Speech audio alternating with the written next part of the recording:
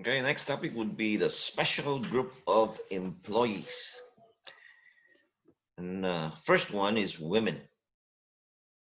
Women employees, there is a night work prohibition. For industrial, it's between 10 p.m. to 6 a.m. of the following day. So women are prohibited to work during this time of hours of the day.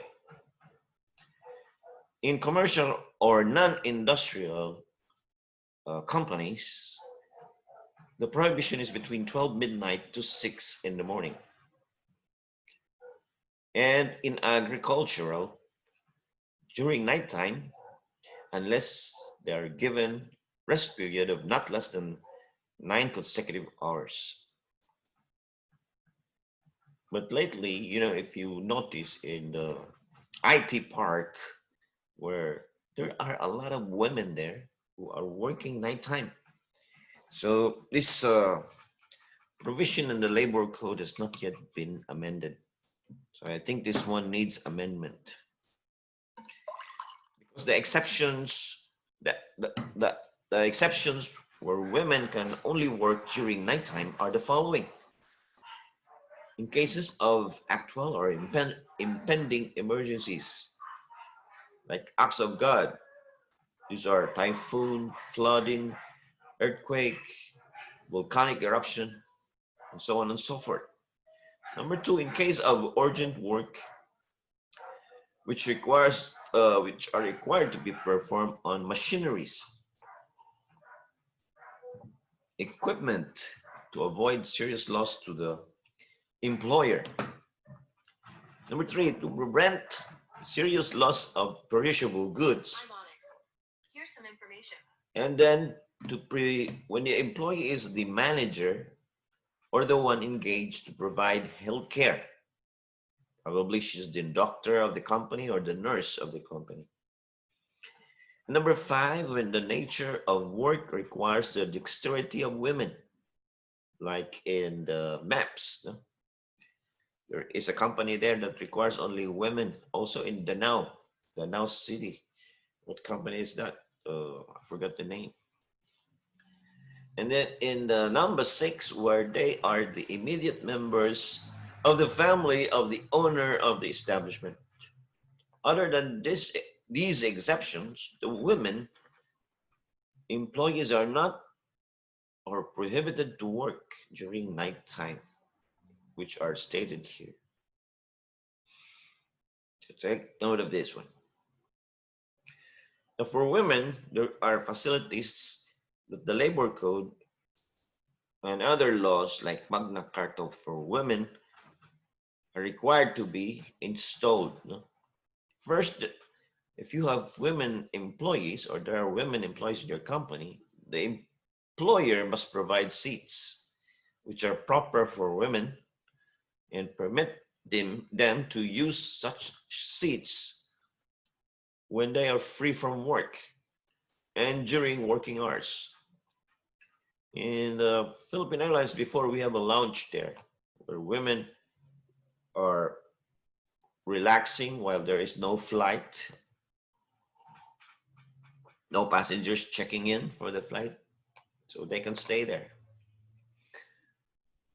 Number two, separate toilet rooms and laboratories for men and women, and at least a dressing room for women. Number three, establishment of nursery in the workplace for the benefit of women. Nursery, this is intended for lactating women, no? Or they have a child and they want their babies to be with close to them, so the babies can stay in the nursery. Of course, the mother should bring a yaya, you know, or number four, to determine appropriate minimum age and other standards for retirement or termination in special occupations such as of flight attendants, you see. Because before in the Philippine Airlines, when a woman would reach, or a flight attendant would reach the age of 40, the company will not let them fly anymore. So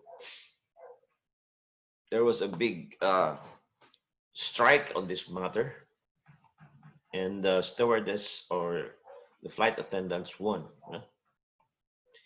Then there is discrimination prohibited. Of course, it is unlawful for an employer to discriminate against women employee with respect to the terms and conditions of work solely on account of her sex. And stipulation against marriage. It is unlawful for an employee to condition of employment or continuation of employment that the woman employee should remain single and not marry, or to stipulate that once married, the woman employee shall be deemed resigned or separated from her job, or to actually terminate her by reason of marriage. So that is prohibited. Okay, let's go to minors. Another type of special group of workers, minors. Minors are those below 15. No, no, 18 years old below. For minors below 15, of course, they are totally banned from working. They can only be employed when the child works directly under the sole responsibility of his parents or guardian, who employ only members of the family. That is the first case. And the second case, when the child can work if he is a participant in a public entertainment or information through cinema, theater, radio, or television is essential. Without these two, the minor who is below 15 years old has no place at work. For 18 years to below, from 15 years to below 18, they can be employed, but only in non-hazardous or deleterious undertakings. So this is deleterious.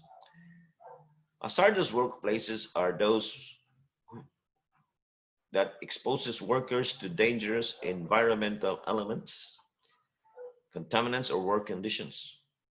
Also, workers that do construction, logging, firefighting, mining, quarrying, blasting, deep sea fishing, stevedoring, duct work, and mechanized farming.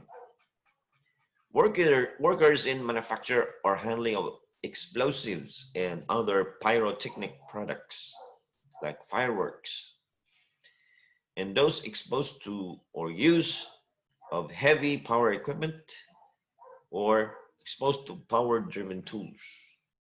So in this type of work or works, 18 years old below to 15 years cannot work because these are considered hazardous places. Okay, then we turn to house helpers or domestic or household help. This is governed under a different law, that's Kasambahay law, but we are going to take this up because they belong to special group of employees or workers. Now, domestic or household service is our services in the employer's home, which is usually necessary or desirable for the maintenance and enjoyment of the home, and includes ministering to the personal comfort and convenience of the members of the employer's household, the children, the wife, including services of family drivers. So domestic helpers includes family drivers. Rights of house helpers are the following: not to be assigned to non-household work. So it is It is illegal if you have a house helper, then you have a store, like let's say you have a boutique in the after breakfast, you will bring your house helper to the store to be a sales girl. No, that's illegal because this time her work is commercial already, so she should be paid the right minimum wage. Okay. Number two, reasonable compensation. The minimum wage now for house helper is 2,000. Here in Cebu, I think it's 2,000 pesos. But nowadays, helpers demand for higher rate, no? Like 3,500 to 5,000 pesos. Number three, you should provide lodging, food, and medical or medicine to the house helper if ever she is sick or he is sick. Number four, if under 18 years of age, give her opportunity for elementary education, cost of which shall be part of house helper's compensation. So only up to elementary. You are not obligated to send her or him to high school. Number five, contract for household service shall not exceed 2 years and be renewable year to year. And number six, you treat you treat your helpers just and humane. Seven, right not to be required to work for more than 10 hours a day. So if she starts working 6 in the morning, she work at should knock off work at 6 in the evening, but give her 2 hours rest. No? From 2 o'clock to 4 o'clock in the afternoon. Nap time. If the house helper agrees to work overtime and there is additional compensation. Number eight, give the helper 4 days vacation each month with pay. So there are 4 Sundays in a month. So every Sunday she is on vacation or rest day. Number nine, funeral expenses must be paid by the employer if ever the house helper would die, matay, and has no relatives with sufficient means in the place. Then number 10, if termination only for just helper can only be terminated for just cause. And indemnity or payment of damages for unjust termination of service should be made to bayaran sa damages if ever you are going to terminate her for unjust causes, not just cause. Number 11, employment certification as the nature and duration of service and efficiency and conduct of house helper should be given to her after her term of service.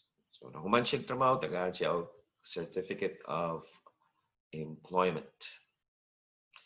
Okay, another group of house worker, another special group of worker, the home workers. This applies to any person who performs industrial homework for an employer, contractor, or subcontractor.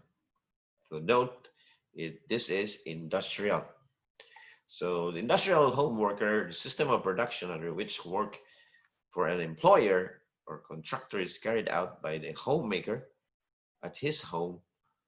The materials may or may not be furnished by the employer or contractor. The employer of the home worker includes any person, natural or artificial, so it could be a corporation, a partnership, who for his account or benefit or on behalf of any person residing outside the country, directly or indirectly or through an employee, agent, contractor, subcontractor, or any other person, delivers or causes to be delivered any goods, articles, materials to be processed or fabricated in or about a home, and thereafter to be returned to be disposed or distributed in accordance with the direction of the buyer, no, sells any goods, articles, or materials to be processed or fabricated in the home, and then rebuys them after such processing or fabrication. We have experienced this one.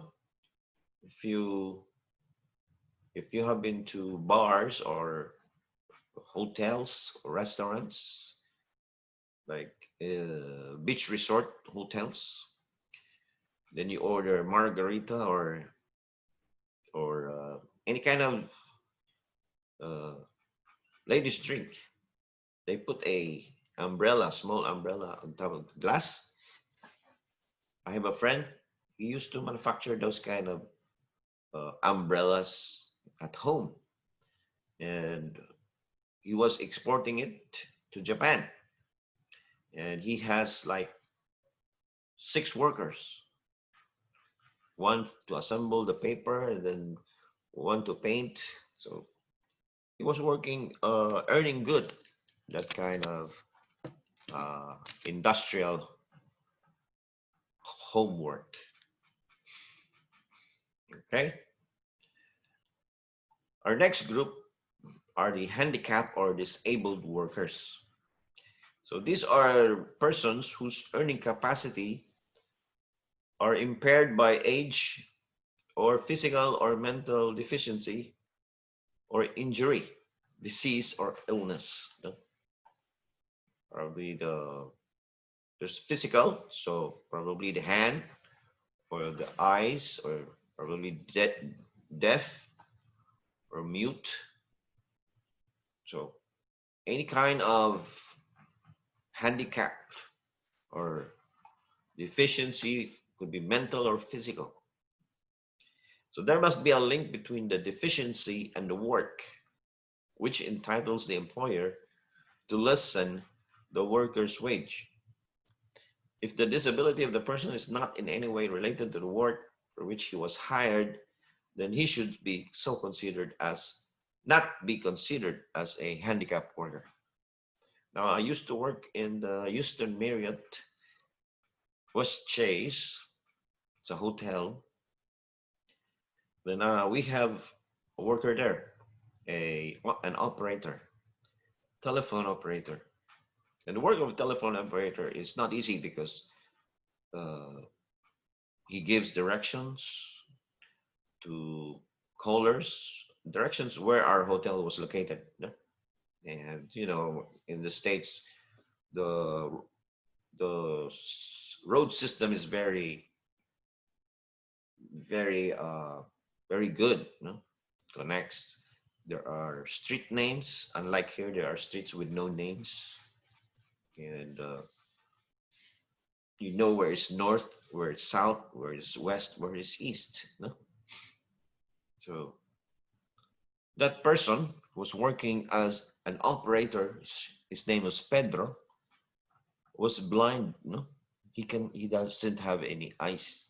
He was working with computer, and if the caller would ask, please connect me to room 2011, so he can connect because his keyboard is braille. No, so but he was not considered as a handicapped worker because his physical disability, being a blind person, did not in any way hamper his work.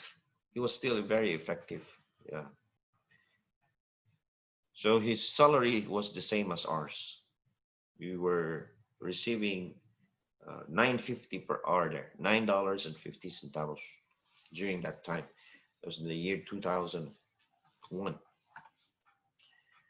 Okay, when are handicapped workers employable? Number one, their employment is necessary to prevent curtailment of employment opportunities. So curtailment is that's not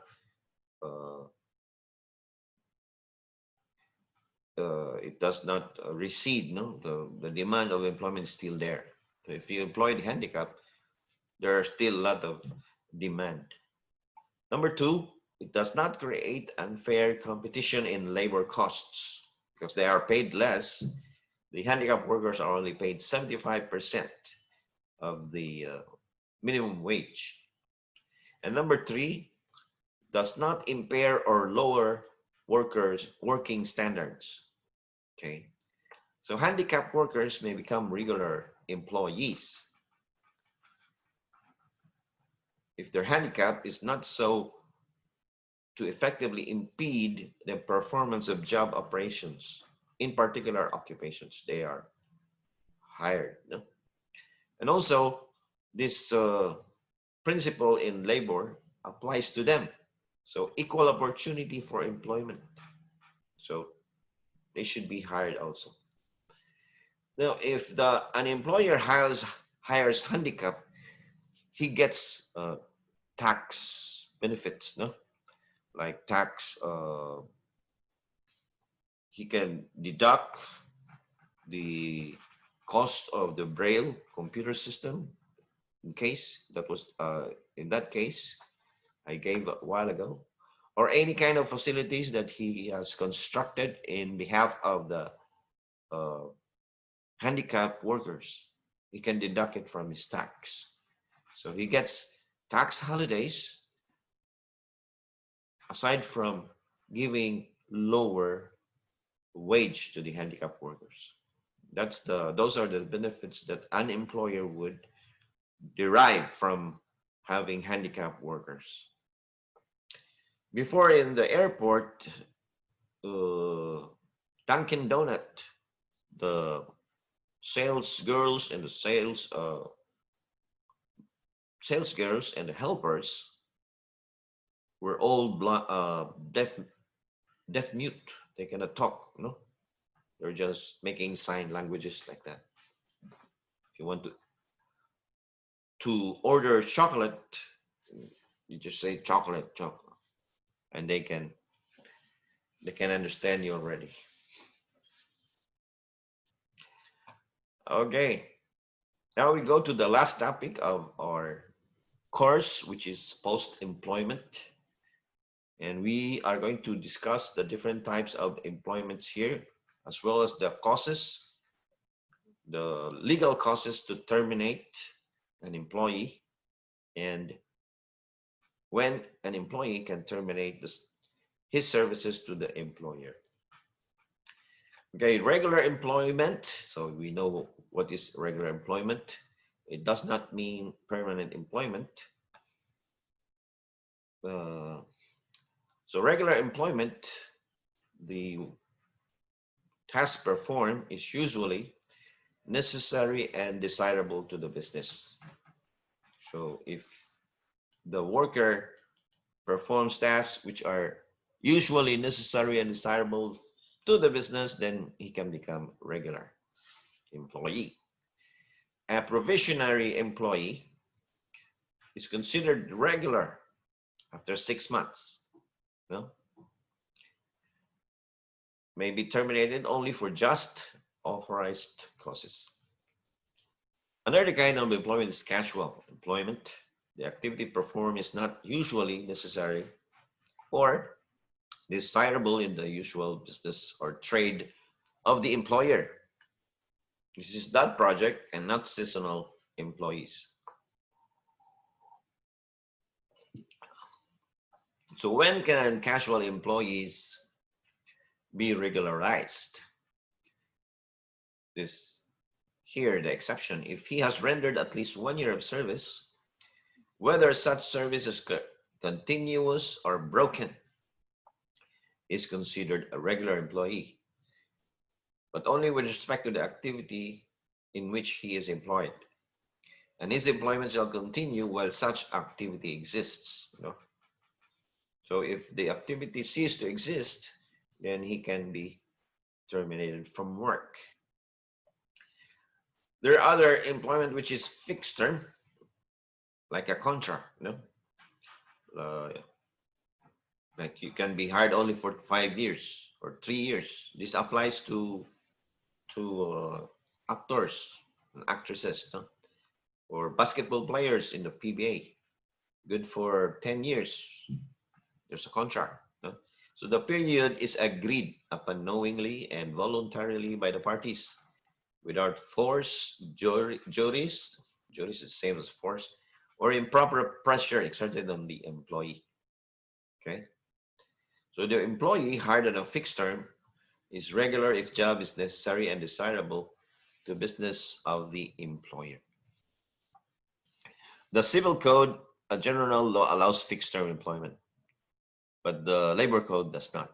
Okay, but it is still practiced because if you notice the PBA, it's contractual, fixed term, 5 years, 8 years. Also, the actors and actresses in ABS-CBN, now there's no, it's gone. For like GMA, they have actors and actresses, good for 3 years, subject to renewal, like that, fixed term. Another kind of employment would be project. This is good for if there's a fixed or special project or undertaking, upon the completion of which the employee can be terminated. No? So even if the period of 1 year is already, even if the worker has worked for more than 1 year, he cannot be regularized, no? Because his work pertains only to a certain project or undertaking. On the other hand, probationary employment, general rule is not to exceed 6 months. If it exceeds 6 months, he becomes a regular employee. Exceptions would be if covered by apprenticeship agreement, stipulating a longer period. Number three, voluntary agreement of parties, especially when the work requires a longer period of probation. Number three, employer gives the employee a second chance to pass the standards set. So probably if after 4 months an evaluation and then the probationary employee failed to pass the standard, so he's given another 6 months to perform his best, no? So he can be regularized. And there's another kind of employment which is seasonal. This work or services performed only in seasons, no? When the nature and the employment is for the duration of the season, like for summertime or Christmas season. So we hire employees or we hire sales girls because of the influx of tourists or shoppers, especially when Sinulog is coming, like that. These are seasonal employment. Okay, what about security of tenure? What is this? Security of tenure gives the employee the to sleep, no? To sleep well while being hired by his employer, because the employer cannot terminate the employee without just or authorized cause. So if the employee is working well, if the employee is performing well in his work, then he is assured that he is secured in his job, or the tenure is synonymous to term. No? So this applies to all establishment or undertakings. This is provided for in the Constitution. So whether for profit or not, project employees have no security of tenure, because once the project is completed, then the employees can go. Yeah? Full back wages are computed from the time wages are withheld up to the time the employee is actually reinstated. So sometimes some employees are illegally dismissed, and because of security of tenure, when they will win their job back and reinstated to work, they get back wages. So in the case of project employees, you cannot demand wages for the time when there is no project, because this article does not apply. So there are grounds for an employer to dismiss his employees, and these are only if it is just or authorized. No? So the first, just causes. What are the just causes for termination by employer? It is specified in Article 282 of the Labor Code, and the grounds are serious misconduct or willful disobedience by the employee of the lawful orders of his employer. When a serious misconduct happens,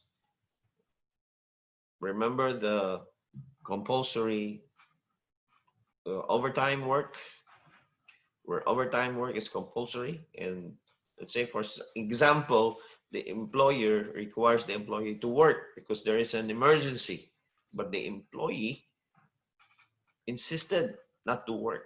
So this kind of attitude is a serious misconduct or could fall under willful disobedience, and the employer can now terminate this employee.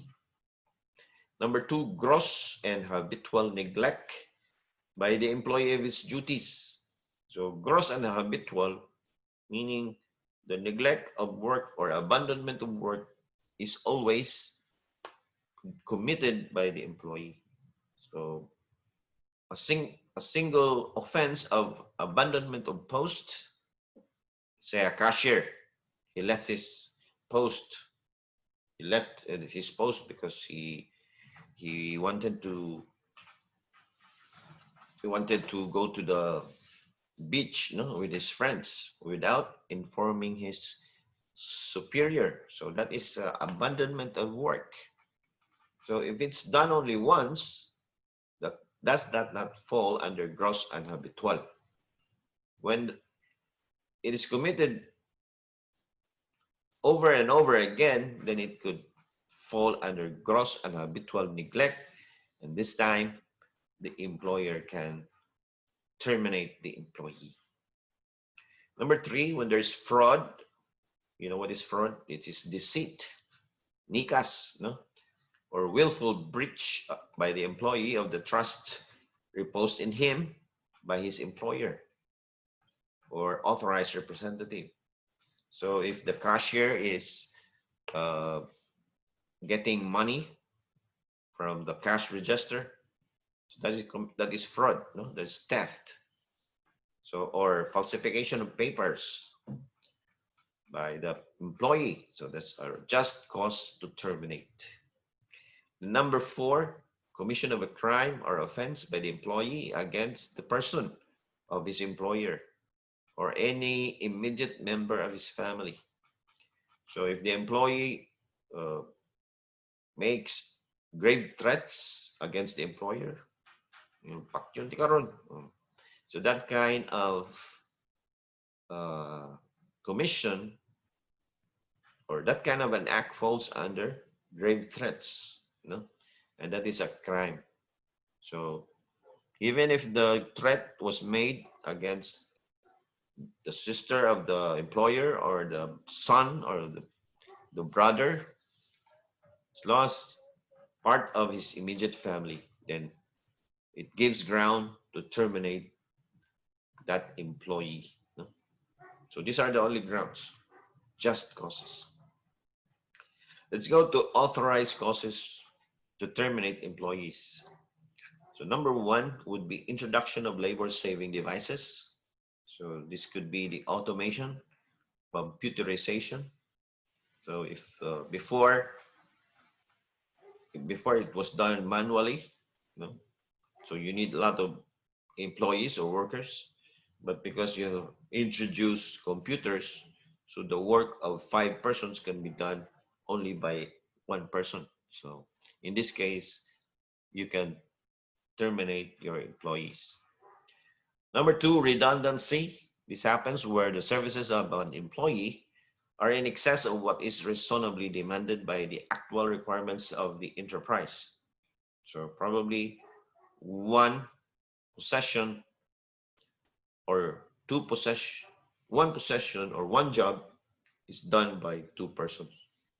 So you can terminate, if you're the employer, you can terminate the other one. Number three, retrenchment of workers. When is retrenchment? It happens when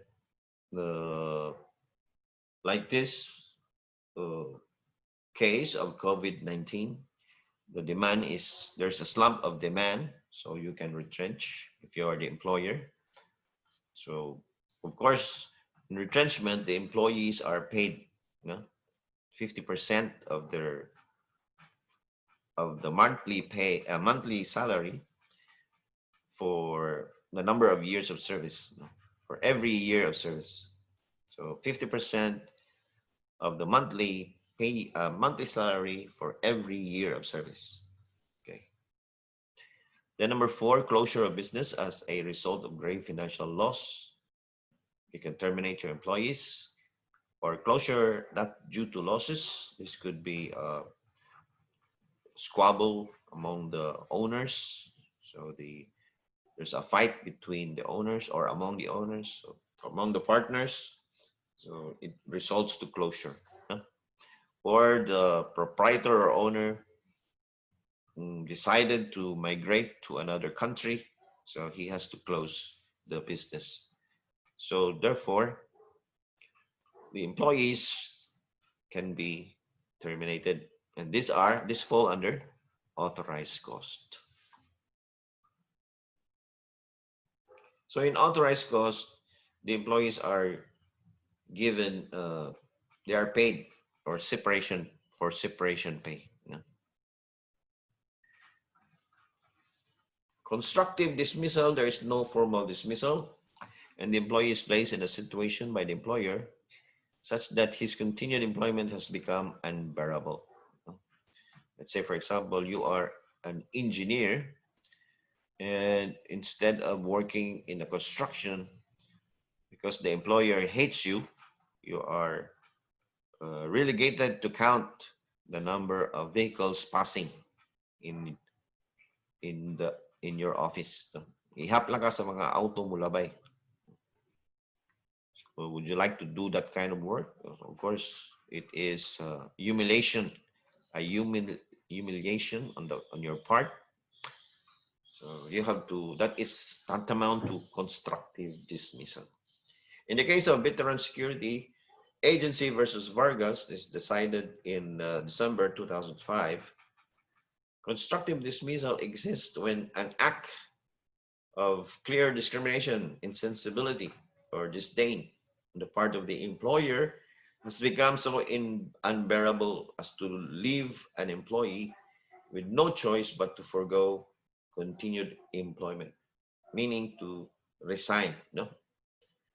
So abandonment is a just and valid cause for termination, requires a deliberate and unjustified refusal of an employee to resume his work, coupled with a clear absence of any intention of returning to his or her work. But abandonment is incompatible with constructive dismissal. So if the person, the engineer who was relegated to count the vehicles passing in the office, di na ko mo trabaho ani, binuang man no? So, and then he abandons his work. So according to the Supreme Court decision, abandonment is incompatible with constructive dismissal, because at that time the employer hates him. He wants him to resign. The engineer wanted to resign. So there is constructive dismissal in that case. How about disease as a ground for termination? Disease in Article 284 it happens when his continued employment is prohibited by law or prejudicial to his health or to the health of his co-employees. So if ever a person is found to have COVID-19, the question, can he be dismissed? Now, COVID-19 is curable, so he's given time to cure. If not, then he can be terminated, no? Because he's already dead. No? But if the employee's illness is AIDS, so that is not a ground for termination. Now, there should be a certification by a competent public health authority that the disease of the employee is such nature or at such stage that it cannot be cured within a period of 6 months, even with proper medical treatment. So this kind of disease should be uh, incurable and highly contagious. No? The requirement for a medical certificate cannot be dispensed with. Otherwise, it sanctions the unilateral and arbitrary determination by the employer. So there should be a certificate from a competent public health authority. So it cannot be decided alone by the employer. And the last topic would be termination by employee. So this time it is the employee terminating his job. Can the employee do that? This is also known as resignation. Yes, at least a month prior notice. So the the employee must give notice. So here it does not specify if it's in writing. So at least a notice could be orally given to his employer. But if the employer, it is better to write the resignation that I'm resigning effective September 29. So that would be 1 month from now. If not, if there is no notice given and the employee would immediately resign, then the employee may be held liable for damages for failure to give notice. So what are the types of damages? He will not be paid. He will not be given his last pay. He will be made to pay the cost of his training, no? If there is any. So kung gitrain siya, babayaran siya sa iyang training. So those are the damages that the employer will require the employee to pay. Can the employee also terminate the job if it falls in with just cause? So this time there is just cause, no? So what are the grounds for just cause? There is serious insult on the owner and person of the employee by the employer or his representatives. The treatment given by the employer is inhumane and unbearable. And there is commission of a crime against the employee or any of his immediate member of his family committed by the employer and other analogous cases. Okay. In this case, if there's commission of the crime, this time it is committed by the employer. So is notice necessary? According to the law, notice is no longer necessary.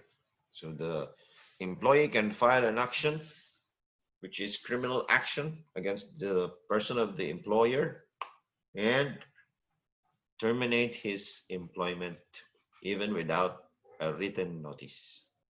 Okay, that ends our course. And for any questions, comments, or suggestions, you can email me to my Gmail account, Masaren and Masaren Law, or message me to my FB account, Attorney Lyndon Mack. This is the end. Thank you for enrolling with CIT. Have a good day.